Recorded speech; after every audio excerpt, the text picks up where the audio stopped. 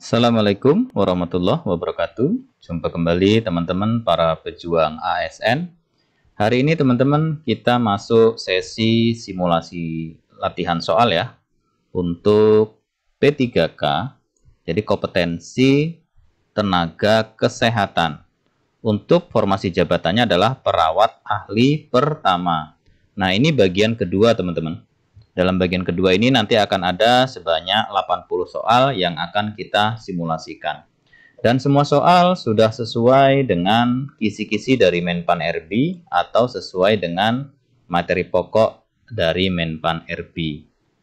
Jadi kisi-kisi materi pokok ya untuk perawat ahli pertama itu ada kemampuan umum itu sebanyak 7 teman-teman. Ya kan? Kemudian ada kemampuan khusus itu sebanyak 5. Jadi semuanya adalah 12 ya. Nah, jadi ada 12 untuk 7 kemampuan umum dan 5 kemampuan khusus. Oke, tidak berlama-lama, kita langsung saja menuju soal yang pertama. Seorang perawat menghadapi konflik antara memberikan informasi yang benar kepada pasien dan menjaga harapan pasien tetap tinggi. Prinsip etika yang diuji adalah A. Justice vs autonomy, B. Veracity vs beneficence, C. Fidelity vs non-maleficence, D. Autonomy vs beneficence, atau E. Justice vs veracity. Jawabannya adalah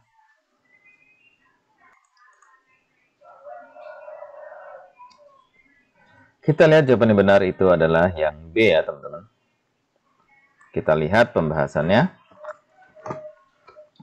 Veracity mengacu pada kejujuran, sementara beneficence berfokus pada melakukan yang terbaik untuk pasien, yang dapat mencakup mempertimbangkan dampak emosional dan dari informasi. Nah, jadi jawabannya yang B ya. Veracity vs beneficence. Selanjutnya, seorang perawat mengutamakan distribusi sumber daya kesehatan yang adil. Ini mencerminkan prinsip A. Autonomi, B. Beneficence, C. Non-maleficence, D. Justice, atau E. Fidelity. Jawabannya adalah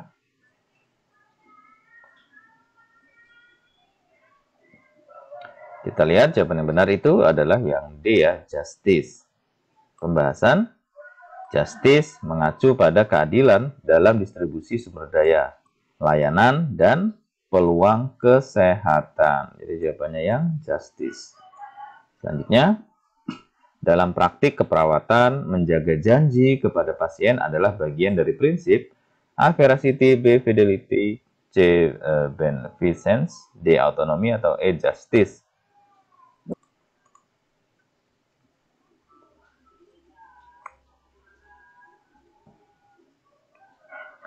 Jawabannya adalah yang B. Pembahasannya, fidelity mengacu pada kewajiban untuk memegang janji dan komitmen kepada pasien. Jadi jawabannya yang fidelity. Selanjutnya, perawat memutuskan untuk menghentikan perawatan yang dianggap tidak memberikan manfaat kepada pasien. Prinsip etika yang berlaku adalah A. Non-maleficence, B. Beneficence, C. Justice, D. Veracity, atau E. Autonomy.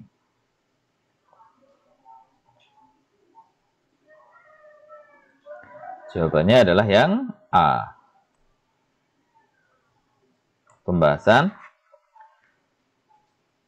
non-maleficence berarti menghindari tindakan yang dapat membahayakan pasien, termasuk menghentikan intervensi yang tidak lagi bermanfaat. Jadi jawabannya adalah yang A ya. Non-maleficence. Selanjutnya, pasien meminta perawat untuk tidak memberitahu keluarganya tentang diagnosisnya. Perawat harus mempertimbangkan prinsip A. Justice, B. Veracity, C. Fidelity, D. Autonomy, atau E. Beneficence. Jawabannya adalah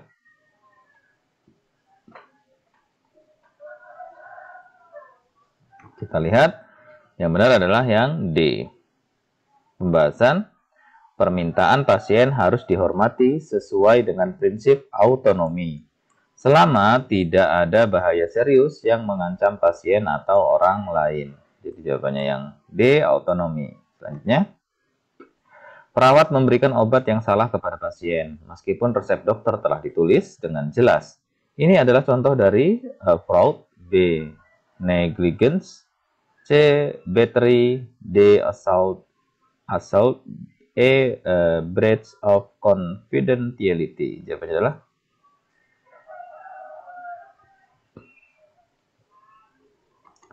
kita lihat jawabannya adalah yang B. Kelalaian terjadi karena perawat gagal melaksanakan tugasnya sesuai standar profesional ya, atau di sini adalah negligence ya. Selanjutnya, seseorang menuduh perawat menggunakan kekerasan verbal yang menyebabkan ketakutan akan serangan fisik. Tindakan ini disebut A, battery, B, assault, C, defamation ya, D, negligence, atau E, breach of duty. Jawabannya adalah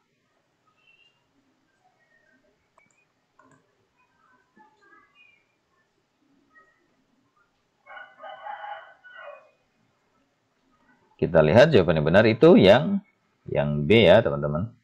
Pembahasan assault adalah ancaman, tindakan fisik, atau verbal yang menyebabkan ketakutan pada korban tanpa perlu ada kontak fisik. Jadi jawabannya yang B.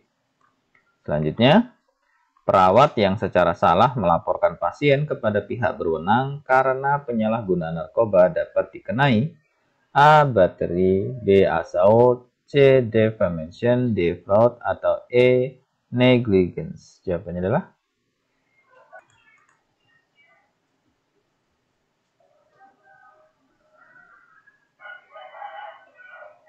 kita lihat jawaban yang benar adalah yang C. Pembahasan defamation terjadi karena ketika seseorang menyebarkan informasi yang merugikan reputasi orang lain tanpa bukti.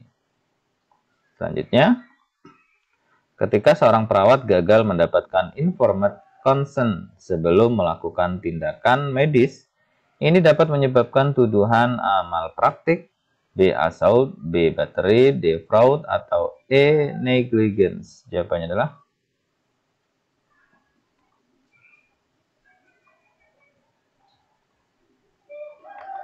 adalah yang C. Pembahasannya, battery terjadi karena tindakan dilakukan tanpa persetujuan pasien. Di yang C ya.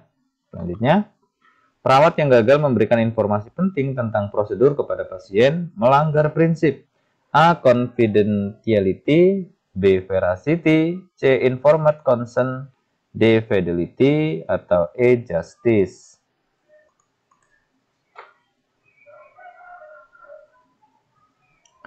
Jawabannya adalah yang C. Pembahasan informed consent mencakup kewajiban perawat untuk memberikan informasi yang relevan agar pasien dapat membuat keputusan yang berpengetahuan. Jadi jawabannya yang C. Selanjutnya, seorang pasien muslim menolak perawatan yang melibatkan kontak fisik dengan perawat lawan jenis. Tindakan perawat adalah A, menjelaskan bahwa perawat tidak memiliki bias gender, B, mengabaikan permintaan karena alasan profesional, C, mengatur agar perawatan diberikan oleh perawat dengan jenis kelamin yang sesuai, D, memberitahu pasien bahwa kontak fisik tidak dapat dihindari, atau E, menyarankan pasien untuk mencari fasilitas kesehatan lain.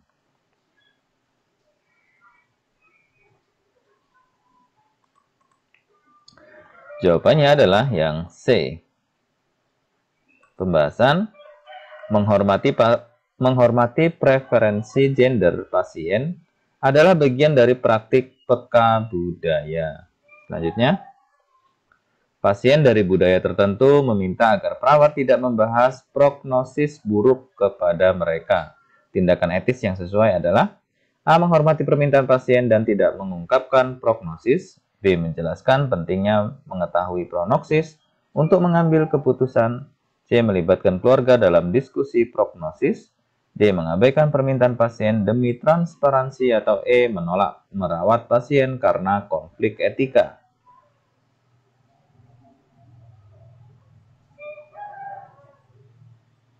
Kita lihat jawaban yang benar itu adalah yang A ya. Pembahasannya, peka budaya berarti menghormati preferensi komunikasi pasien, terutama dalam hal informasi medis. Jadi jawabannya yang A ya, tetap menghormati permintaan pasien dan tidak mengungkapkan prognosis. Selanjutnya, ketika merawat pasien dengan latar belakang budaya yang tidak akrab, langkah pertama yang harus dilakukan perawat adalah A. Mempelajari seluruh budaya pasien. B. Mengajukan pertanyaan tentang preferensi pasien. C. Menerapkan standar perawatan universal. D. Menggunakan pendekatan berbasis asumsi. Atau E. Merujuk pasien ke tenaga medis lain. Jawabannya adalah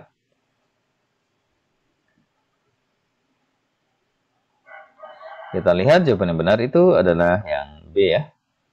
Pembahasannya, pendekatan peka budaya dimulai dengan bertanya dan memahami kebutuhan spesifik pasien secara langsung ya. Jadi jawabannya bisa melakukan pengajuan pertanyaan tentang preferensi pasien. Selanjutnya, perawat yang melibatkan keluarga pasien dalam perawatan untuk menghormati nilai budaya menunjukkan penerapan konsep A. Cultural imposition. B. Cultural competence. C. Cultural bias. D. Cultural stereotyping. Atau E. Cultural ethnocentrism. Jawabannya adalah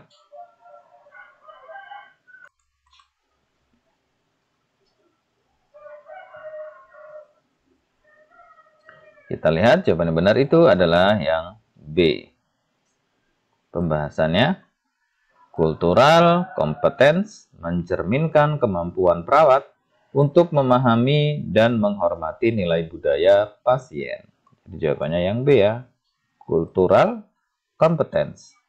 Selanjutnya, pasien meminta waktu tambahan untuk berdoa sebelum menjalani prosedur. Tindakan yang peka budaya adalah A. Menolak karena jadwal yang ketat. B. Meminta pasien untuk melakukannya setelah prosedur. C. Memberikan waktu yang diminta sesuai kebutuhan pasien. D. Mengabaikan permintaan pasien. E. Menunda prosedur tanpa diskusi. Jawabannya adalah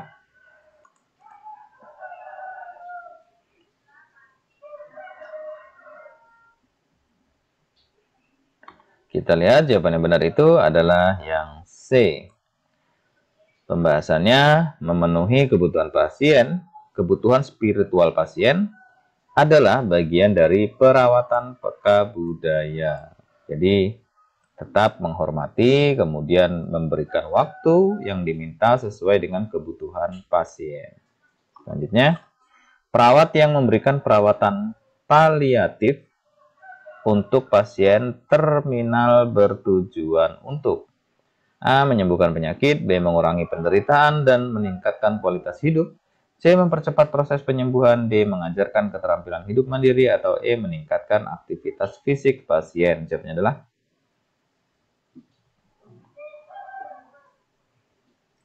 kita lihat jawaban yang benar adalah yang B. Pembahasan perawatan paliatif fokus pada kenyamanan dan kualitas hidup pasien terminal. Jadi jawabannya yang B ya. Mengurangi penderitaan dan meningkatkan kualitas hidup. Selanjutnya, perawat dalam keperawatan medikal bedah harus menguasai A. Manajemen pasien dengan gangguan psikososial. B. Teknik pemberian terapi okupasi. C. Prosedur aseptik untuk mencegah infeksi. D. Konseling pasien dengan depresi. Atau E. Program rehabilitasi komunitas.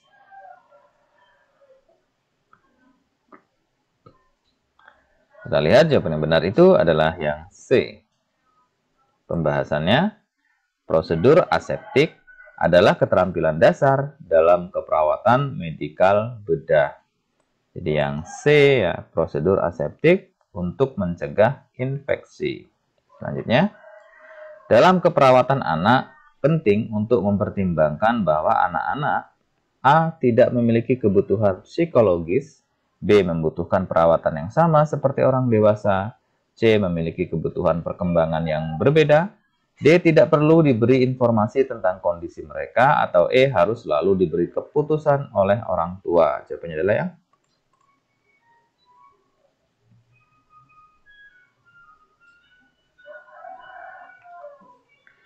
kita lihat jawaban yang benar itu adalah yang C ya teman-teman. Pembahasan keperawatan anak mempertimbangkan perkembangan psikologis dan fisik anak. Jadi jawabannya yang C, memiliki kebutuhan perkembangan yang berbeda. Selanjutnya, dalam keperawatan maternitas, perawat memberikan edukasi tentang A. Penanganan penyakit menular pada lansia, B. Teknik rehabilitasi untuk pasien cedera olahraga, C. Pemberian ASI eksklusif kepada ibu baru, D. Penyuluhan tentang kesehatan mental pada remaja, atau E. Pencegahan cedera pada pasien ICU.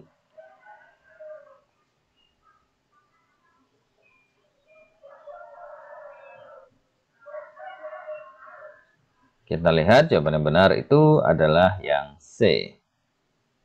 Pembahasan keperawatan maternitas mencakup edukasi tentang pemberian ASI dan perawatan bayi. Jadi jawabannya adalah pemberian ASI eksklusif kepada ibu baru yang C. Selanjutnya, perawat yang bekerja di unit NICU ya atau Neonatal Intensive Care Unit membutuhkan keterampilan dalam A. Manajemen pasien dengan gangguan psikososial, B. Pemberian terapi okupasi pada pasien lansia, C. Perawatan intensif bayi prematur, D. Penyuluhan komunitas tentang kesehatan reproduksi, atau E. Penanganan pasien dengan penyakit menular. Jawabannya adalah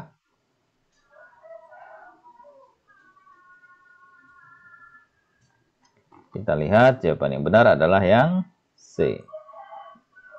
Pembahasan keperawatan NICU ya fokus pada perawatan bayi baru lahir dengan kondisi kritis atau prematur. Jadi jawabannya yang C. Selanjutnya, perawat kepala memberikan arahan kepada stafnya untuk mencapai tujuan perawatan pasien.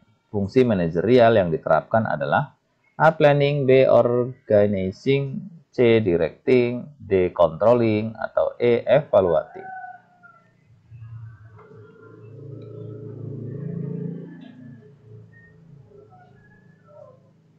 Kita lihat jawaban yang benar itu adalah yang C.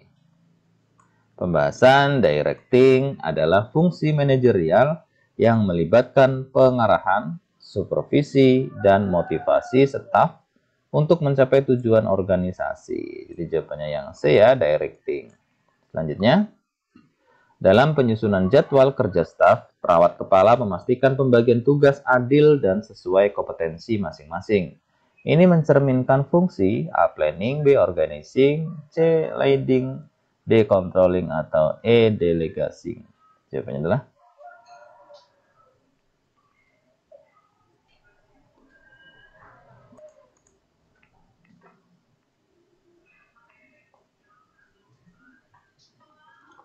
kita lihat jawaban yang benar itu adalah yang B. Pembahasan organizing mencakup pembagian sumber daya dan tugas-tugas secara terstruktur agar efisien dan efektif. Jadi jawabannya adalah yang B.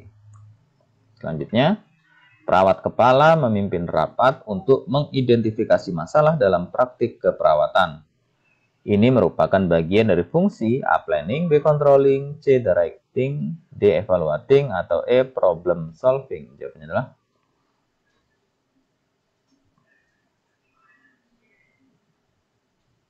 kita lihat jawaban yang benar itu adalah yang A ya. Pembahasan planning adalah langkah awal untuk mengidentifikasi masalah dan menentukan strategi untuk mencapainya. Jadi jawabannya yang A, planning. Selanjutnya, seseorang perawat kepala memantau apakah prosedur standar operasional atau SOP diikuti dengan benar oleh staf. fungsi manajemen yang dilakukan adalah A. Planning, B. Organizing, C. Leading, D. Controlling, atau E. Delegating. Jawabannya adalah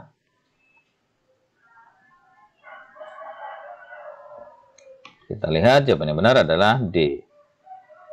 Pembahasan controlling mencakup pengawasan dan evaluasi untuk memastikan pelaksanaan sesuai rencana dan standar. Jadi jawabannya yang D. Selanjutnya, perawat kepala memberikan tanggung jawab kepada staf junior untuk menangani pasien dengan supervisi langsung. Ini adalah contoh dari A. Directing, B. Delegating, C. Evaluating, D. Controlling, atau E. Empowering. Jawabannya adalah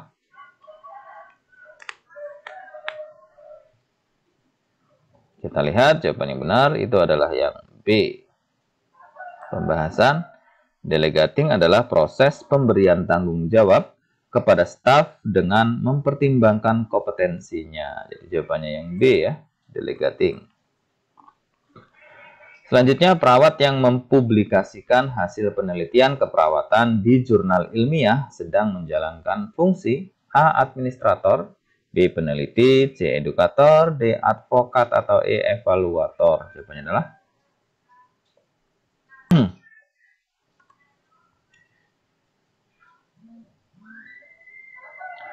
kita lihat jawaban yang benar adalah yang B. Pembahasan mempublikasikan hasil penelitian adalah bagian dari tanggung jawab seorang perawat sebagai peneliti. Jadi jawabannya B. Selanjutnya, prinsip etika penelitian yang mengharuskan peserta memahami sepenuhnya tujuan dan resiko penelitian disebut A. Autonomy, B. Justice, C. Informed consent, atau D. Confidentiality, E. Non-malfeasance. Jawabannya adalah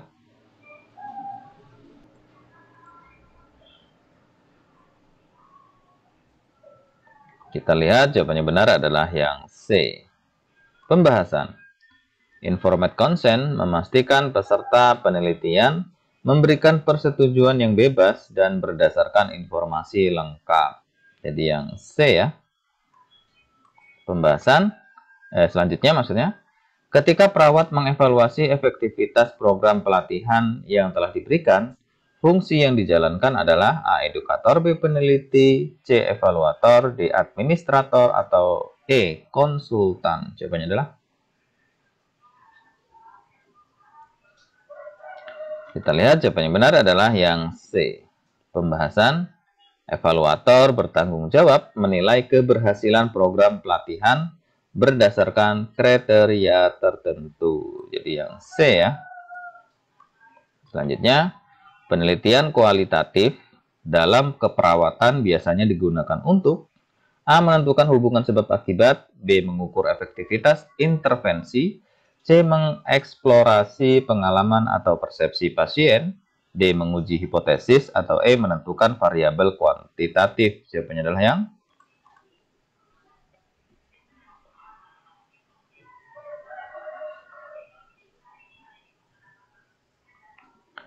kita lihat jawaban yang benar itu adalah yang C.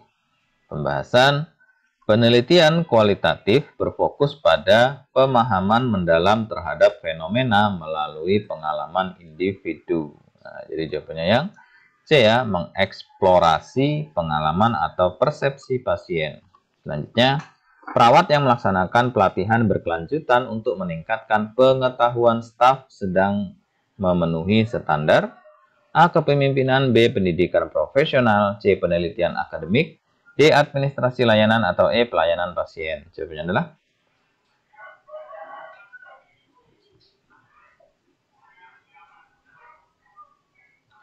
kita lihat jawaban yang benar itu adalah yang B. Pembahasan pendidikan profesional mencakup pelatihan berkelanjutan untuk memastikan staf tetap kompeten. Jadi jawabannya yang B ya, pendidikan profesional.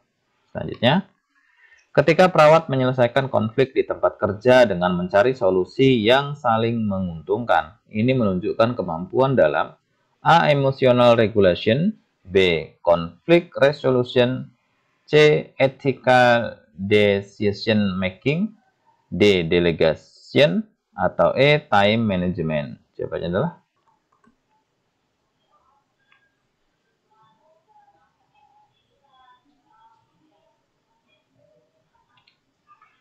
Kita lihat yang benar adalah yang B ya.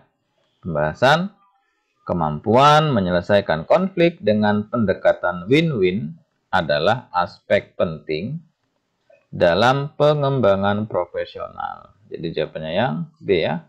Conflict resolution. Selanjutnya, perawat yang mengakui kesalahan dalam dokumentasi dan segera memperbaikinya menunjukkan A. Accountability, B. Professionalism, C. Integrity, D. Resilience. Resilience atau E. Leadership. Jawabannya adalah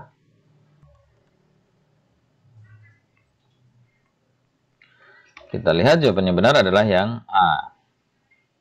Pembahasan accountability mencerminkan tanggung jawab atas tindakan sendiri termasuk mengakui dan memperbaiki kesalahan. Jadi jawabannya yang A ya, accountability. Selanjutnya, komponen penting dari integritas profesional dalam keperawatan adalah A. Menjaga rahasia pribadi staf, B. Bertindak sesuai standar etika meskipun tidak diawasi, B. Menyesuaikan aturan untuk kenyamanan pribadi, D. Menghindari konflik dengan cara apapun, atau E. Fokus pada hasil daripada proses.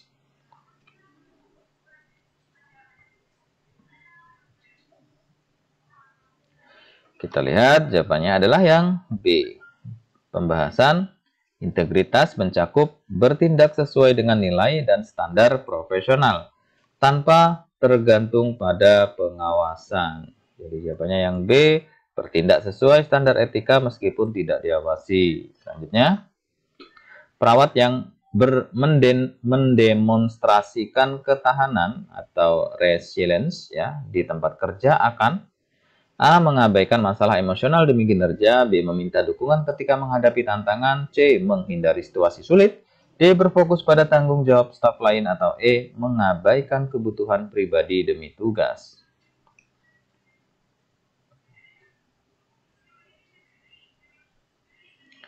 Kita lihat jawabannya adalah yang B. Pembahasan resilience mencakup kemampuan untuk bangkit dari kesulitan, termasuk meminta bantuan jika diperlukan ya. Jadi yang B, meminta dukungan ketika menghadapi tantangan. Selanjutnya, ketika perawat melibatkan diri dalam komunitas profesional untuk berbagi pengetahuan, ini mencerminkan A. Advokasi, B. Networking, C. Leadership, D. Critical thinking, atau E. Collaboration ya.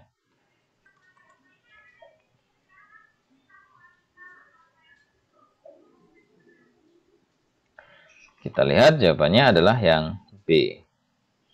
Pembahasan networking membantu perawat berbagi ide dan mendapatkan dukungan profesional dari kolega. Jadi networking. Selanjutnya, seseorang pasien dengan gagal jantung kongestif menunjukkan edema perifer dan dyspnea. Intervensi prioritas perawat adalah A. Memberikan diuretik sesuai perintah dokter, B. Menyediakan oksigen tambahan, C. Mengangkat tungkai pasien untuk mengurangi edema, D. Mengedukasi pasien tentang diet rendah natrium, atau E. Mencatat masukan dan keluaran cairan pasien.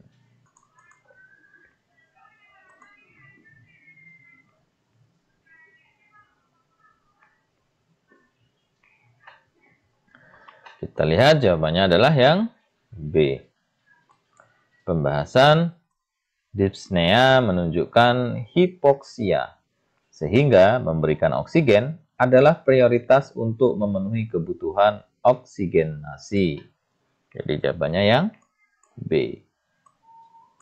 Selanjutnya, pasien dengan diabetes mellitus tipe 2 menunjukkan tanda-tanda hipoglikemia.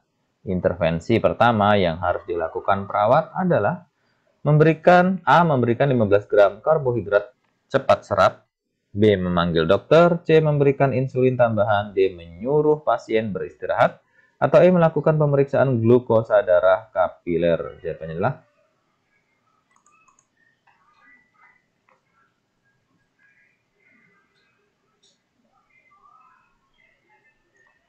kita lihat jawabannya benar itu adalah yang A. Pembahasan intervensi awal untuk hipoglikemia adalah memberikan karbohidrat cepat serap seperti jus atau permen untuk meningkatkan kadar glukosa darah. Jadi jawabannya yang A. Memberikan 15 gram karbohidrat cepat serap. Selanjutnya, pasien dengan penyakit paru obstruktif kronis atau PPOK ya, mengeluhkan sesak napas. Posisi yang paling membantu adalah A. Posisi terlentang dengan kepala rendah, B. Posisi semi-fowler, C. Posisi fowler tinggi, D. Posisi miring kanan, atau E. Posisi Trendelenburg. Jawabannya adalah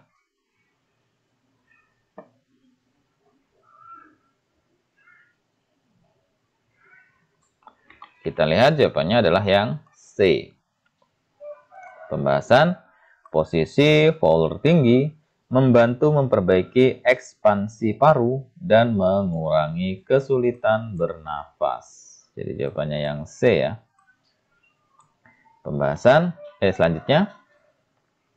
Pasien pasca operasi menunjukkan tanda-tanda trombosis vena dalam atau DVT. Intervensi prioritas perawat adalah A. Memberikan kompres panas pada area yang terkena, B. Menggerakkan ekstremitas pasien untuk meningkatkan sirkulasi, C. Mengangkat ekstremitas yang terkena, D. Memasang kompresi pneumatik, atau E. Melaporkan kondisi pasien kepada dokter.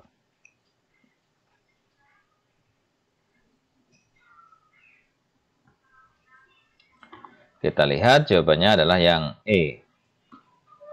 Pembahasan DVT adalah kondisi serius yang membutuhkan penanganan medis segera untuk mencegah komplikasi seperti emboli paru. Jadi jawabannya adalah yang E ya, segera melaporkan kondisi pasien kepada dokter agar mendapatkan penanganan lebih lanjut. Selanjutnya,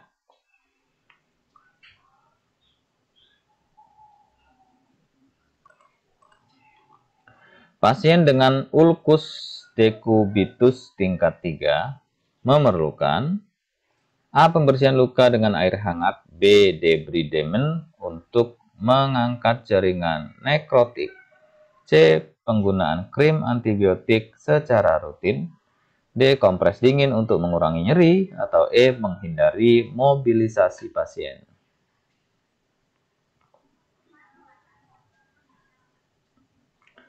Kita lihat jawabannya benar itu adalah yang B, teman-teman.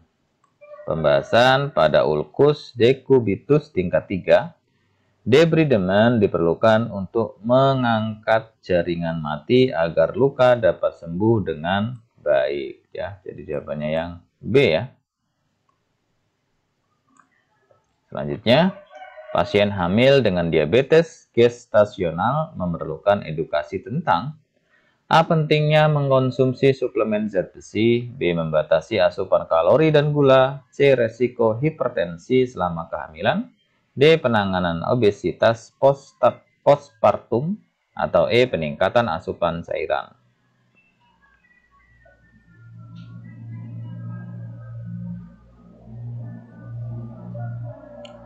Kita lihat jawabannya adalah yang B.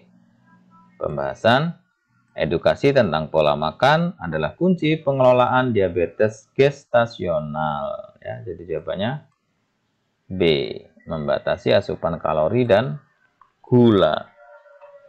Selanjutnya, pasien postpartum dengan laktasi gagal memerlukan intervensi seperti A. Pemberian antibiotik profilaksis, B. Pemberian oksitosin intravena, C. Dukungan teknik menyusui yang benar, D. Pemijatan payudara secara agresif, atau E. Penghentian laktasi.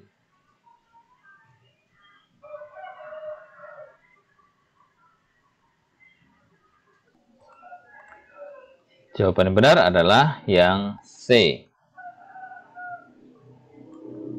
Pembahasan membantu pasien dengan teknik menyusui yang benar dapat memperbaiki produksi dan transfer ASI. Ya. Jadi yang C, dukungan teknik menyusui yang benar. Selanjutnya, pada pasien dengan plasenta previa, tindakan yang harus dihindari oleh perawat adalah A. Memantau tanda vital, B. Melakukan pemeriksaan vagina manual, C. Memberikan edukasi tentang perdarahan, D. Memastikan istirahat total, atau E. Menjaga hidrasi pasien.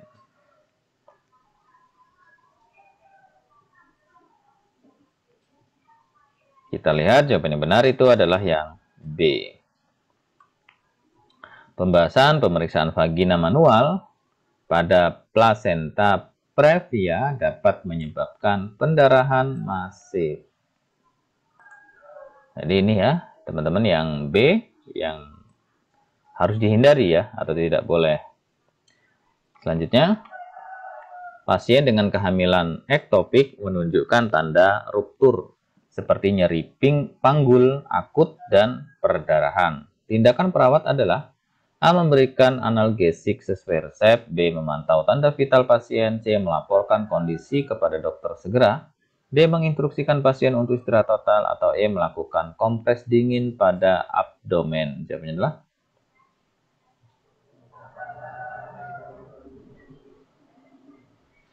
kita lihat jawaban yang benar itu adalah yang C. Pembahasan ruptur kehamilan ektopik memerlukan penanganan medis darurat untuk mencegah komplikasi. Nah, sehingganya harus segera dilaporkan kepada dokter untuk mendapatkan penanganan lebih lanjut. Selanjutnya, pasien postpartum menunjukkan tanda-tanda depresi berat. Intervensi pertama adalah A. Memberikan konseling individu, B. Melibatkan keluarga dalam perawatan, C. Merujuk pasien ke psikiater, D. Memberikan obat antidepresan, atau E. Menginstruksikan pasien untuk menghindari aktivitas yang melelahkan.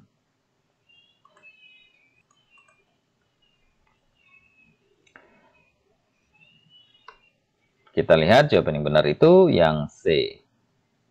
Pembahasan depresi postpartum berat membutuhkan evaluasi oleh ahli kesehatan mental ya, atau psikiater ya. Jadi jawabannya yang C. Nah, merujuk pasien ke psikiater. Selanjutnya, apa yang menjadi indikator keberhasilan dalam manajemen nyeri pada anak pasca operasi? A. Anak tidur sepanjang waktu, B. Anak menangis lebih sedikit, C. Anak mampu melakukan aktivitas ringan tanpa kesulitan, D. Anak tidak meminta obat nyeri, atau E. Anak makan dengan porsi besar. Jawabannya adalah yang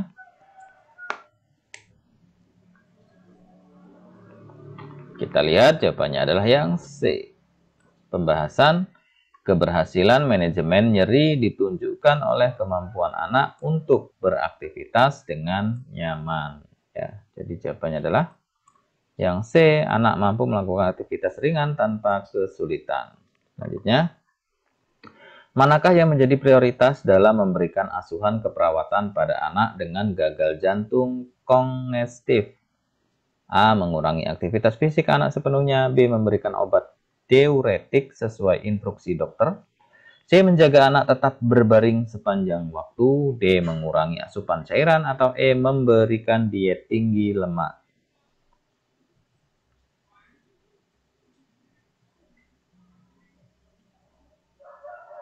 Kita lihat jawaban yang benar itu adalah yang B. Pembahasan diuretik membantu mengurangi beban kerja jantung dengan mengurangi cairan berlebihan. Jadi jawabannya yang B. Memberikan obat diuretik sesuai instruksi dokter. Selanjutnya, apa pendekatan terbaik dalam memberikan edukasi gizi pada keluarga anak dengan malnutrisi? A. Memberikan daftar makanan yang harus dihindari, B. Mengajarkan cara memasak makanan bernutrisi tinggi, C. Mengarahkan keluarga untuk membeli suplemen mahal, D. Memberikan informasi tanpa praktik langsung, atau E. Memaksa keluarga untuk mengikuti diet tertentu.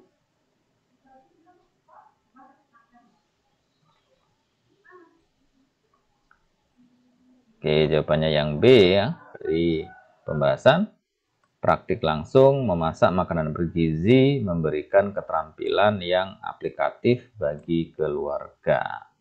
Nah, jadi yang B. mengajarkan cara memasak makanan bernutrisi tinggi. Selanjutnya, pada anak dengan leukemia yang menjalani kemoterapi, apa intervensi keperawatan utama? A. Menjaga isolasi ketat untuk mencegah infeksi. B. Memberikan makanan tinggi gula untuk energi. C. Mengurangi asupan cairan harian. D. Menghindari aktivitas fisik sepenuhnya. Atau E. Menghentikan interaksi sosial anak.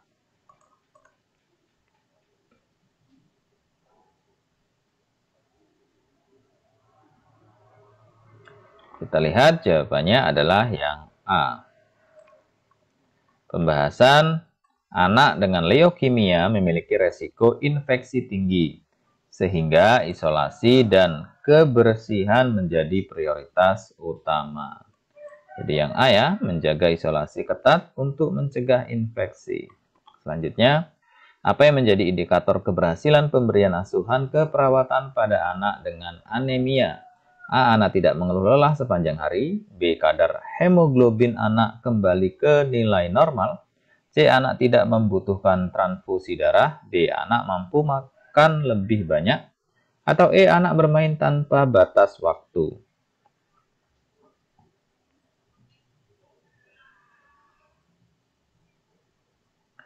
Kita lihat jawabannya adalah yang B. Pembahasannya, indikator objektif keberhasilan adalah kadar hemoglobin yang normal, menunjukkan peningkatan status kesehatan. Ya, jadi yang B ya, kadar hemoglobin anak kembali ke nilai normal. Selanjutnya, apa langkah pertama dalam melakukan asuhan keperawatan pada pasien dengan gangguan jiwa yang menunjukkan gejala halusinasi pendengaran? A. Mengkonfrontasi pasien terkait halusinasi yang dialami. B. Membiarkan pasien menghadapi halusinasinya sendiri. C. Menjalani komunikasi terapeutik untuk memahami isi halusinasi. D. Memberikan obat antipsikotik tanpa diskusi. Atau E. Memastikan pasien tidak berbicara kepada orang lain.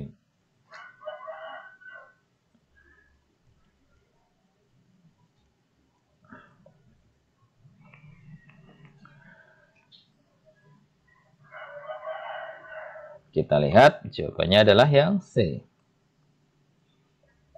Pembahasannya, komunikasi terapeutik membantu perawat memahami pengalaman pasien dan memberi dukungan emosional tanpa memperkuat halusinasi. Ini jawabannya yang C ya, menjalin komunikasi terapeutik untuk memahami isi halusinasi. Selanjutnya, intervensi keperawatan prioritas pada pasien dengan resiko bunuh diri adalah A. Memberikan konseling intensif setiap hari. B. Memastikan pasien tidak ditinggalkan sendiri. C. Membatasi akses pasien ke informasi negatif. D. Memberikan aktivitas kelompok untuk mengalihkan perhatian. Atau E. Menghindari pembicaraan tentang keinginan bunuh diri. Jawabannya adalah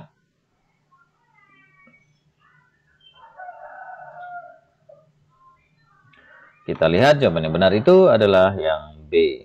Pembahasan pasien dengan resiko bunuh diri membutuhkan pengawasan ketat untuk mencegah tindakan impulsif yang membahayakan diri sendiri. Jadi jawabannya yang B ya, memastikan pasien tidak ditinggal sendiri. Selanjutnya, pada pasien dengan gangguan depresi berat, prioritas asuhan keperawatan adalah A. Mengajak pasien berpartisipasi dalam kegiatan sosial. B. Memastikan pasien makan dan minum dengan cukup. C. Memberikan tugas harian yang menantang. D. Mengurangi waktu istirahat pasien untuk mencegah tidur berlebihan. Atau E. Memberikan informasi medis secara mendetail.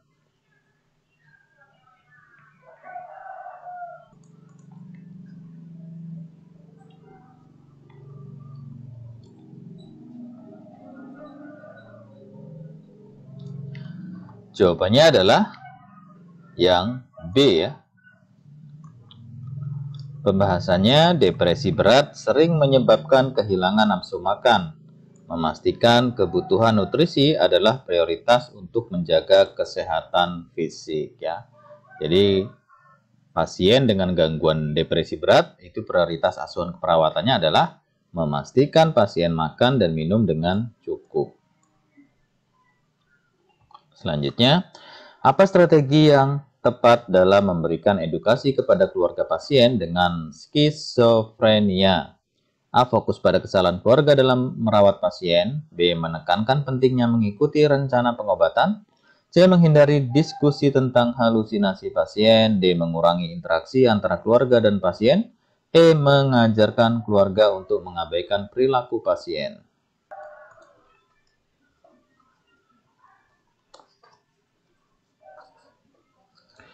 Kita lihat jawabannya benar itu adalah yang B. Pembahasan keluarga memiliki peran penting dalam memastikan pasien mematuhi pengobatan dan menjaga lingkungan yang mendukung pemulihan. Jadi jawabannya yang B ya, menekankan pentingnya mengikuti rencana pengobatan. Selanjutnya, apa yang menjadi prioritas dalam menangani pasien dengan gangguan kecemasan akut? A. Memberikan ruang untuk menyendiri. B. Memastikan pasien dapat tidur sepanjang malam. C. Membantu pasien menggunakan teknik relaksasi pernafasan. D. Menghindari diskusi tentang hal-hal yang memicu kecemasan. Atau E. Memberikan informasi tentang terapi kognitif perilaku. Jawabannya adalah kita lihat jawabannya adalah yang C.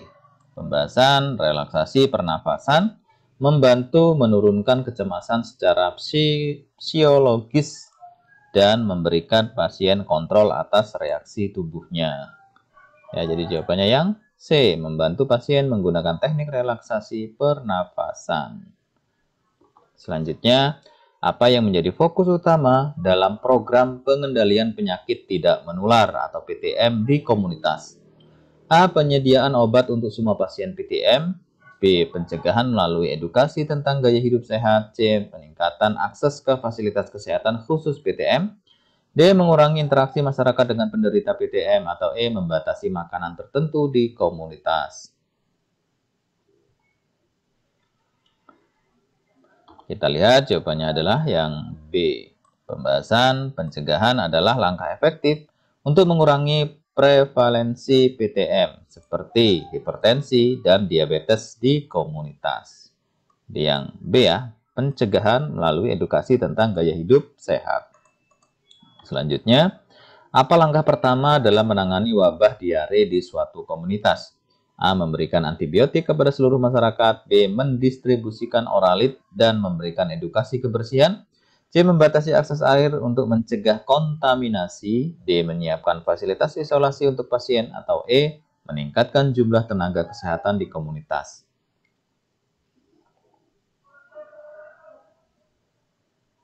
Kita lihat jawabannya adalah yang B. Pembahasan distribusi oralit dan edukasi kebersihan adalah langkah awal untuk mencegah dehidrasi dan penyebaran penyakit. Yang B, mendistribusikan oralit dan memberikan edukasi kebersihan. Selanjutnya, apa tujuan utama dalam surveillance epidemiologi di komunitas? A. Menyediakan data statistik untuk laporan kesehatan. B. Mengidentifikasi dan mencegah penyebaran penyakit.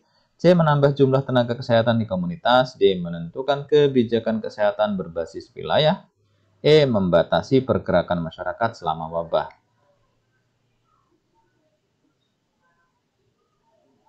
Kita lihat jawabannya adalah yang B. Pembahasannya, surveillance epidemiologi bertujuan untuk mendeteksi dini dan mencegah penyebaran penyakit di masyarakat. Ya, jadi jawabannya yang B ya, mengidentifikasi dan mencegah penyebaran penyakit. Selanjutnya, apa langkah terbaik untuk mengurangi angka kejadian tuberkulosis ya atau TB di komunitas? A. Menyediakan masker untuk semua individu. B. Memberikan DOTS ya kepada pasien TB. C. Mengisolasi pasien TB hingga sembuh total. D. Menghindari kontak langsung dengan pasien TB. Atau E. Meningkatkan fasilitas perawatan intensif di komunitas.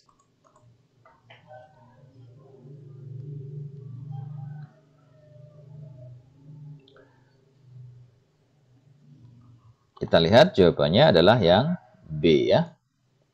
Pembahasan DOTS atau Directly Observed treatment short course itu memastikan pasien TB mematuhi pengobatan dan membantu mencegah resistensi obat.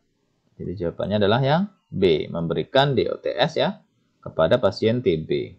Selanjutnya, apa peran utama perawat dalam program kesehatan lingkungan di komunitas? A. Membersihkan lingkungan masyarakat secara langsung. B. Menghapuskan penggunaan plastik di seluruh komunitas. C. Memastikan seluruh limbah domestik dibuang ke sungai. D. Mengedukasi masyarakat tentang pentingnya sanitasi yang baik. Atau E. Menyediakan tenaga kesehatan khusus untuk lingkungan.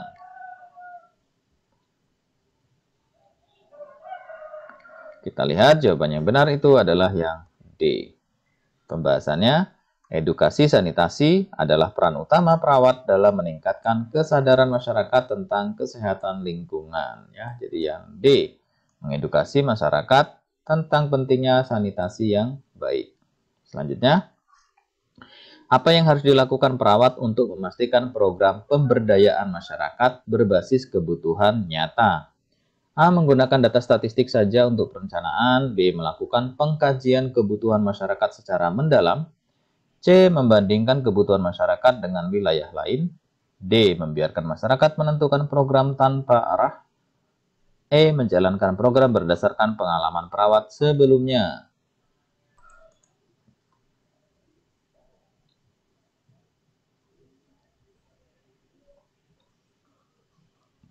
Kita lihat jawabannya adalah yang B. Pembahasannya, pengkajian kebutuhan membantu memastikan bahwa program sesuai dengan prioritas dan masalah nyata yang dihadapi masyarakat. Jadi jawabannya yang B ya. Melakukan pengkajian kebutuhan masyarakat secara mendalam. Selanjutnya, apa tantangan utama dalam proses pemberdayaan masyarakat? A. Ketergantungan masyarakat pada tenaga kesehatan. B. Rendahnya partisipasi masyarakat dalam program. C. Kurangnya dana untuk melaksanakan program. D. Ketidaksiapan masyarakat untuk berubah. Atau E. Semua jawaban benar.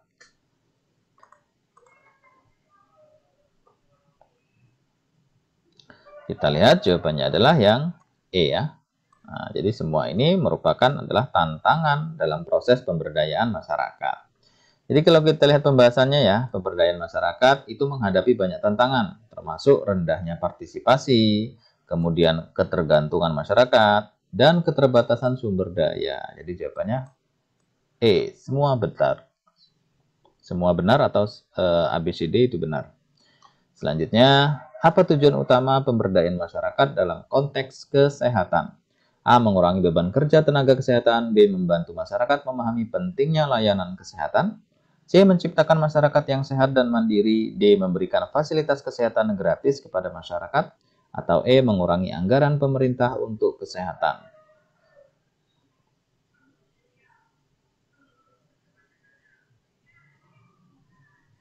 Kita lihat ya, jawabannya adalah yang C. Pembahasan, pemberdayaan bertujuan menciptakan masyarakat yang memiliki kemampuan untuk meningkatkan dan mempertahankan kesehatan secara mandiri. Jadi yang C, menciptakan masyarakat yang sehat dan mandiri. Selanjutnya, apa indikator bahwa masyarakat telah berhasil diberdayakan dalam aspek kesehatan? A. Tingginya jumlah kunjungan ke fasilitas kesehatan. B. Masyarakat mampu memecahkan masalah kesehatannya sendiri. C. Semua masalah kesehatan masyarakat telah hilang. D. Ketergantungan masyarakat pada kader kesehatan meningkat. Atau E. Masyarakat tidak lagi membutuhkan layanan kesehatan.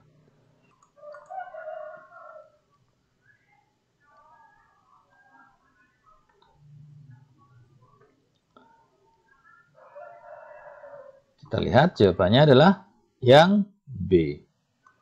Pembahasan indikator keberhasilan pemberdayaan adalah kemampuan masyarakat untuk mengidentifikasi dan menangani masalah kesehatan secara mandiri. Jadi yang B ya, masyarakat mampu memecahkan masalah kesehatannya sendiri.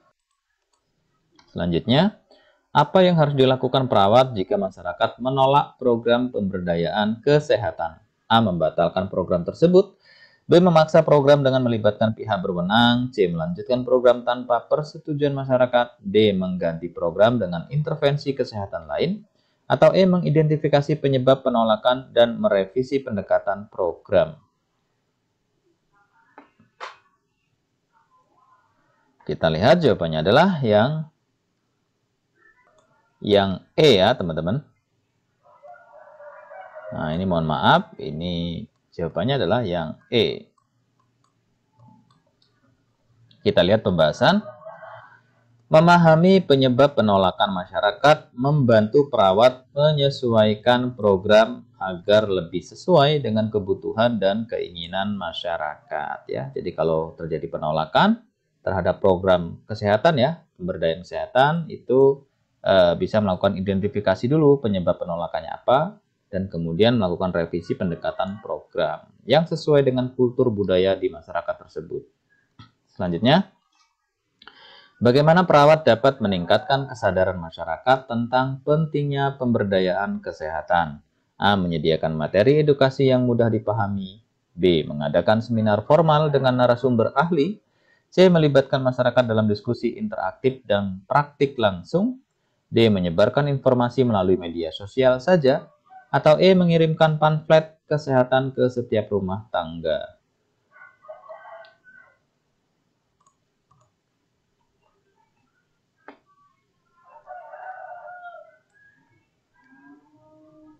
Kita lihat jawabannya benar itu adalah yang C. Pembahasan, diskusi interaktif, dan praktik langsung lebih efektif karena memungkinkan masyarakat memahami dan menerapkan informasi dalam kehidupan sehari-hari. Ya, jadi yang C ya. Jadi melibatkan masyarakat dalam diskusi interaktif dan praktik langsung. Selanjutnya, apa strategi yang paling efektif untuk melibatkan kelompok marginal dalam program pemberdayaan masyarakat? A. Menyediakan subsidi langsung kepada kelompok marginal. B. Mengundang mereka dalam kegiatan komunitas umum. C. Membentuk kelompok khusus yang mendukung kebutuhan mereka. D. Mengutamakan kelompok mayoritas dalam program. E. Menunggu hingga mereka menyatakan minat untuk berpartisipasi. Jawabannya adalah yang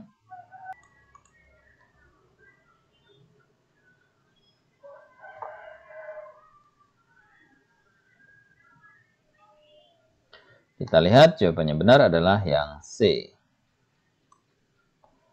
Pembahasan kelompok marginal membutuhkan perhatian khusus melalui kelompok pendukung agar mereka merasa nyaman dan mampu beradaptasi.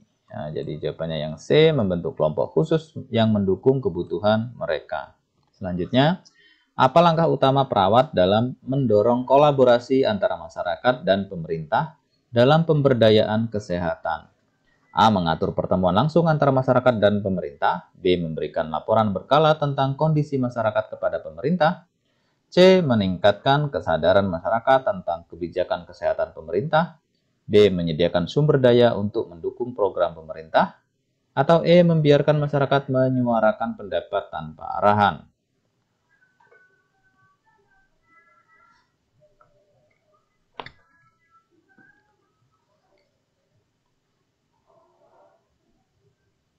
Kita lihat jawabannya adalah yang A ya.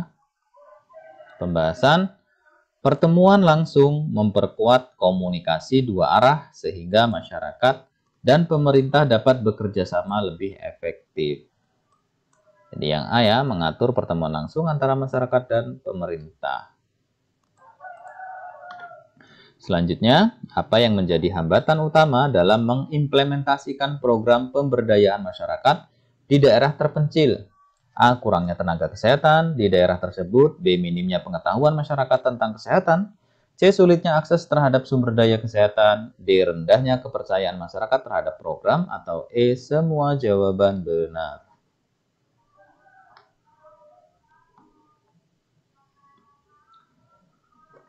Kita lihat jawabannya adalah E ya. Pembahasan, program di daerah terpencil seringkali menghadapi berbagai hambatan seperti keterbatasan sumber daya, aksesibilitas, dan kepercayaan masyarakat itu sendiri. Ya, jadi 4 ini merupakan sebuah tantangan ya terhadap program pemberdayaan masyarakat di daerah terpencil. Sehingga jawabannya semua benar. Selanjutnya, Apa tindakan yang paling sesuai untuk memastikan keberhasilan kader kesehatan masyarakat dalam program pemberdayaan? A. Memberikan pelatihan rutin kepada kader. B. Mengurangi tanggung jawab kader untuk fokus pada tugas spesifik. C. Menggantikan peran kader dengan tenaga kesehatan profesional. D. Membatasi peran kader hanya dalam edukasi. E. Membiarkan kader bekerja secara independen tanpa supervisi.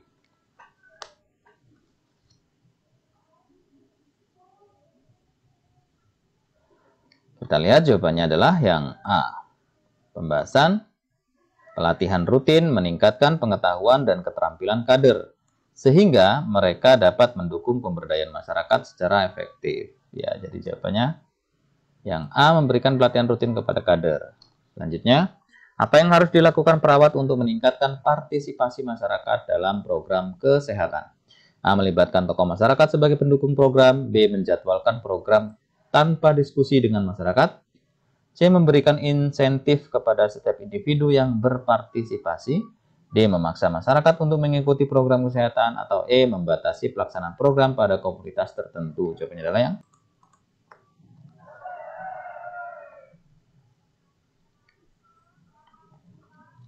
kita lihat jawabannya adalah yang A.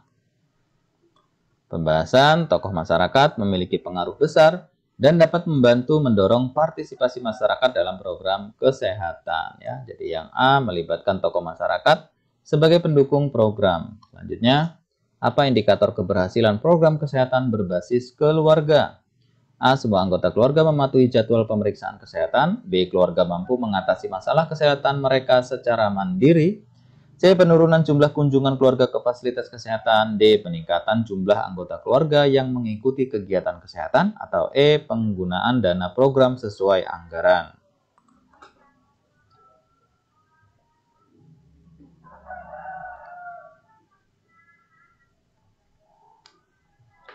Kita lihat jawabannya adalah yang B. Pembahasan keberhasilan program berbasis keluarga diukur dari kemandirian keluarga dalam menjaga dan meningkatkan kesehatannya. Ya, jadi ini ya, yang B, keluarga itu mampu mengatasi masalah kesehatan mereka secara mandiri. Selanjutnya, apa yang menjadi fokus utama program pengabdian untuk meningkatkan kesehatan ibu dan anak di komunitas? A. Memberikan edukasi tentang ASI eksklusif dan imunisasi. B. Menyediakan makanan tambahan untuk semua anak. C. Melakukan screening kesehatan ibu secara berkala. D. Menyediakan layanan persalinan gratis. Atau E. Menghindari intervensi kesehatan pada masa kehamilan.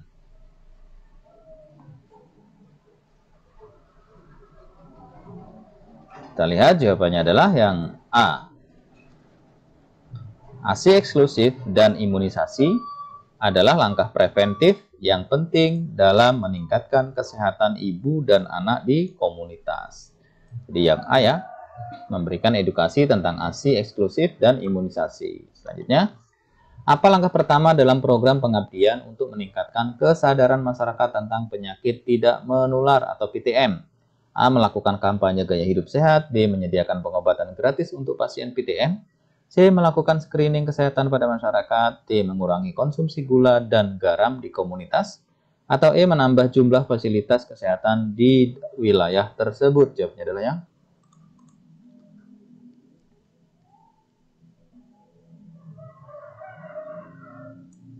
kita lihat yang benar itu adalah yang A. Pembahasan kampanye gaya hidup sehat meningkatkan kesadaran masyarakat untuk mencegah PTM melalui perubahan perilaku. Jadi yang A ya, melakukan kampanye gaya hidup sehat. Selanjutnya, apa yang harus dilakukan perawat jika masyarakat menunjukkan ketergantungan pada layanan pengobatan gratis? A. Mengalihkan masyarakat ke fasilitas kesehatan berbayar. B. Menghentikan layanan pengobatan gratis secara tiba-tiba. C. Meningkatkan jumlah layanan pengobatan gratis. D. Memberikan edukasi tentang pentingnya pencegahan penyakit. Atau E. Membatasi akses masyarakat terhadap layanan kesehatan.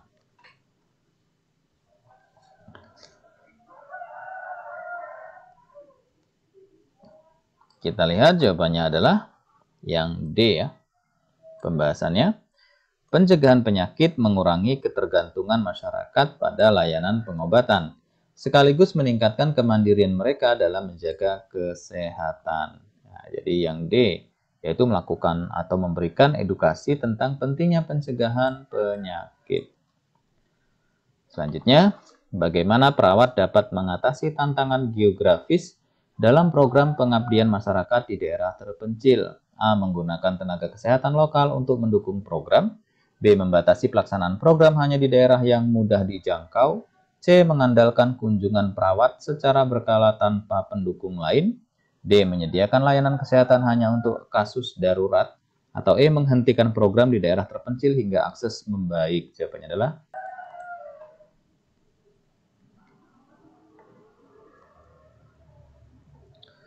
kita lihat jawabannya yang A.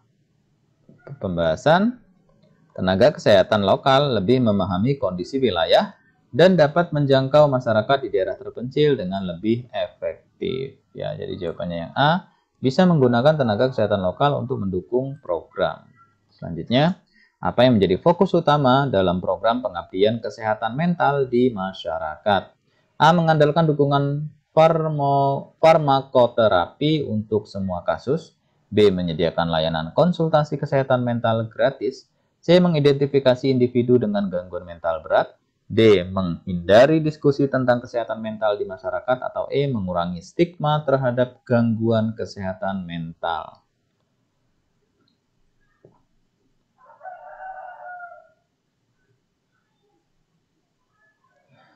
Kita lihat jawabannya adalah yang E.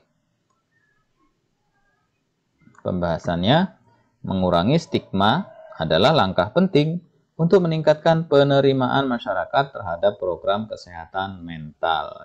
Jadi yang E ya, mengurangi stigma terhadap gangguan kesehatan mental. Selanjutnya, apa peran penting teknologi dalam program pengabdian kesehatan masyarakat? A. Menyediakan layanan kesehatan tanpa kunjungan langsung. B. Menggantikan peran tenaga kesehatan dalam program. C. Meningkatkan akses informasi kesehatan melalui platform digital. D. Menghindari interaksi langsung antara perawat dan masyarakat. Atau E. Mengandalkan teknologi sepenuhnya tanpa edukasi tambahan.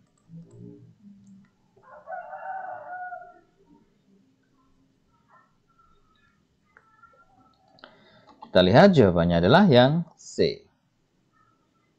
Pembahasannya, teknologi memungkinkan penyebaran informasi kesehatan secara cepat dan luas, meningkatkan kesadaran masyarakat. Ya, jadi jawabannya yang C ya, meningkatkan akses informasi kesehatan melalui platform digital. Selanjutnya, apa yang harus dilakukan perawat untuk memastikan bahwa program pengabdian memiliki dampak positif? A. Melakukan evaluasi bersama masyarakat secara berkala. B. Menentukan dampak program berdasarkan pandangan perawat. C. Menghindari pengukuran dampak jika program masih berjalan. D. Menggantungkan keberhasilan program pada tokoh masyarakat. Atau E. Mengabaikan umpan balik dari masyarakat selama evaluasi.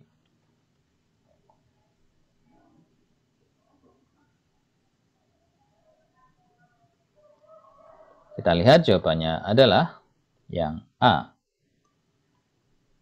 Pembahasan, evaluasi berkala dengan melibatkan masyarakat membantu mengidentifikasi dampak program dan memperbaiki kekurangan yang ada. Jadi jawabannya yang A ya teman-teman. Melakukan evaluasi bersama masyarakat secara berkala. Selanjutnya, apa langkah terbaik untuk menjaga keberlanjutan program pengabdian setelah program formal selesai? A. Membentuk kader kesehatan masyarakat untuk melanjutkan program. B. Menyerahkan program sepenuhnya kepada pemerintah. C. Mengurangi lingkup program setelah dukungan formal berakhir. D. Mengandalkan pendanaan dari pihak luar tanpa evaluasi. Atau E. Menghapus program jika masyarakat tidak berpartisipasi. Jawabannya adalah yang